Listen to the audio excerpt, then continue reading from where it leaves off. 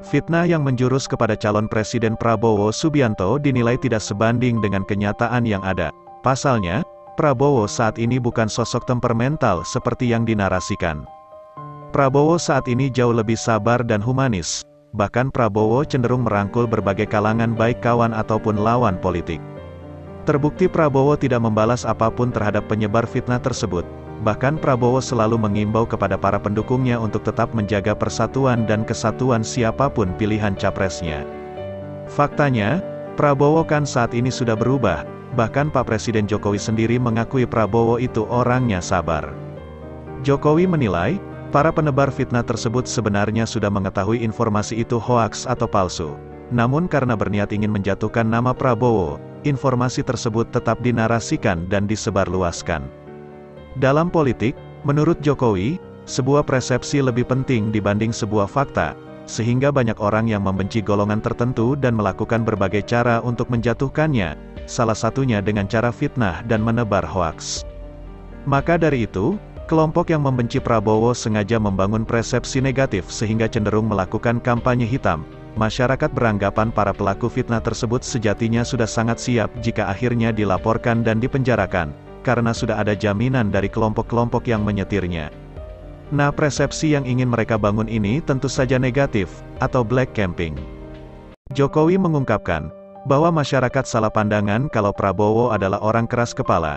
Masyarakat justru memandang kalau Prabowo merupakan orang yang netral, tidak memandang suatu kelompok atau golongan. Beliau menganggap semua masyarakat sama. Tidak membeda-bedakan baik masyarakat kecil, nasionalismenya tidak diragukan, apalagi saat menjadi Menhan menjaga pertahanan. Itulah berita yang pertama, sekarang Mimin akan bacakan berita yang kedua. Ini yang akan terjadi pada Anies dan Ganjar kalau Prabowo jadi presiden. Mantan politikus Nasdem, Zulfan Lindan, membeberkan apa yang akan terjadi pada Anies dan Ganjar kalau Prabowo jadi presiden. Meski demikian, Zulfan Lindan tidak memprediksi adanya hal yang mengerikan terjadi pada Anies dan Ganjar jika Prabowo jadi presiden. Mantan politikus Partai Nasdem itu mengatakan bahwa Anies dan Ganjar nantinya akan meminta untuk masuk kabinet. Pertama, mereka berharap bisa masuk kabinet, katanya. Zulfan kemudian memberi contoh bagaimana pada akhirnya Prabowo turut masuk kabinet Jokowi meski sempat jadi lawan di Pilpres sebelumnya. Namun, ia mengatakan bahwa apa yang terjadi pada Prabowo dulu berbeda, sebab Prabowo masuk ke dalam kabinet Jokowi karena memang kebutuhan Jokowi. Ia seperti Pak Prabowo dululah, kalau Prabowo tidak melobi, tapi itu kebutuhan Jokowi, sebab Pak Jokowi melihat saat dia berdebat dengan Prabowo ada konsep-konsep Prabowo yang bagus, ia menambahkan. Itulah berita yang kedua, sekarang Mimin akan bacakan berita yang ketiga. Siap ada di luar pemerintahan jika kalah Pilpres 2024.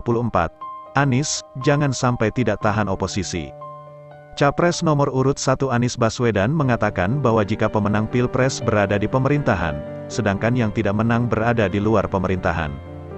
Hal serupa juga pernah dikatakan kala mantan Gubernur DKI Jakarta itu menghadiri debat Pilpres 2024 perdana pada tanggal 12 Desember tahun lalu. Bila menang berada di dalam pemerintahan, bila tidak menang maka berada di luar pemerintahan dan dua-duanya sama-sama penting, kata Anies. Debat pertama saya bilang, bahwa jangan sampai kita tidak tahan berada di posisi oposisi, imbuhnya.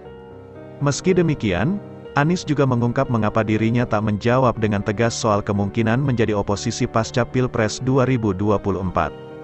Dia meminta agar semua pihak menunggu hasil resmi Pilpres 2024 dari KPU. Kalau ternyata ada hasil yang berbeda gimana? Jadi kita tunggu sampai tanggal 20 Maret, baru kemudian nanti kita akan sampaikan, jelas dia. Tolak hasil rekapitulasi suara, juru bicara Timnas Pemenangan Amin Iwan Tarigan mengatakan bahwa saksi 01 di sejumlah provinsi memang tidak menandatangani hasil rekapan Pilpres 2024. Adapun hal tersebut sebagai instruksi, seiring dengan kesiapan untuk melakukan pengajuan sengketa pemilu ke Mahkamah Konstitusi. Sesuai dengan instruksi Kapten Timnas Pemenangan Amin Sudirman Said, Timnas Amin telah menginstruksikan kepada para saksi paslon Amin di pelbagai tingkatan untuk menolak hasil rekapitulasi perolehan suara di Pilpres 2024, ucap Iwan Tarigan. Menurutnya, Hal itu dilakukan sejalan dengan kesiapan untuk memproses hasil Pilpres lebih lanjut ke jalur hukum.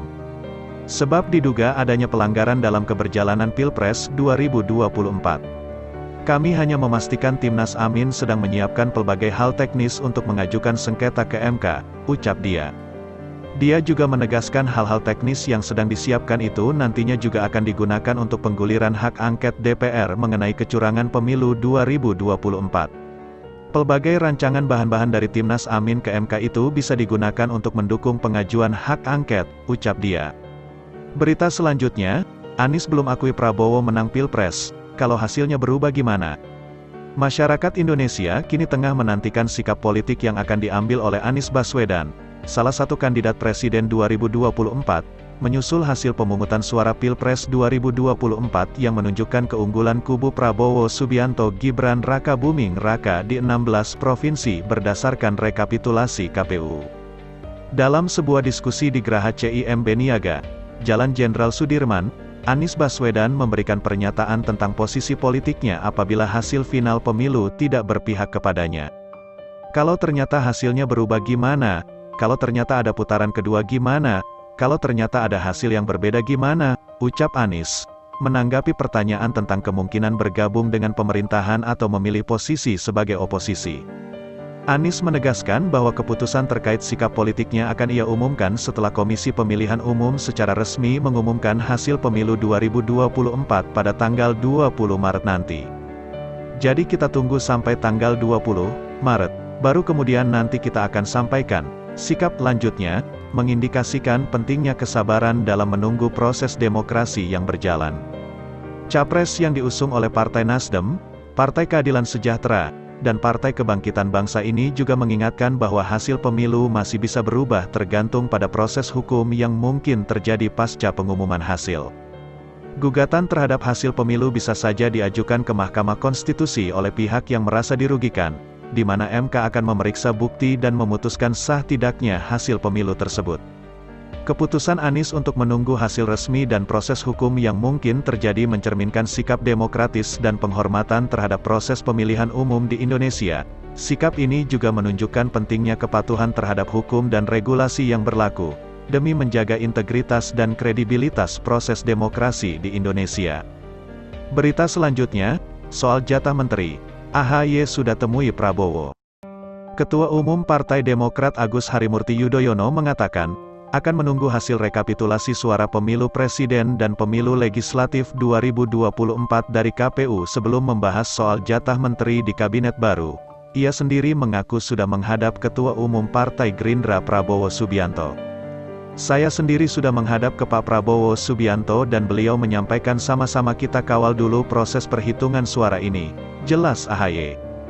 Dan ketika sudah dinyatakan secara resmi dan Pak Prabowo, Mas Gibran secara resmi menjadi pemenang di pemilihan presiden 2024, maka tentu langkah pertama Koalisi Indonesia Maju akan segera bertemu dan kita akan membahas langkah-langkah menuju ke tanggal 20 Oktober tahun 2024. Lanjutnya, AHY mengatakan, pengumuman resmi hasil rekapitulasi pemilu oleh KPU merupakan momen penting yang ditunggu-tunggu. Setelah ada hasil resmi, maka Koalisi Indonesia Maju akan kembali membahas terkait kabinet ke depannya.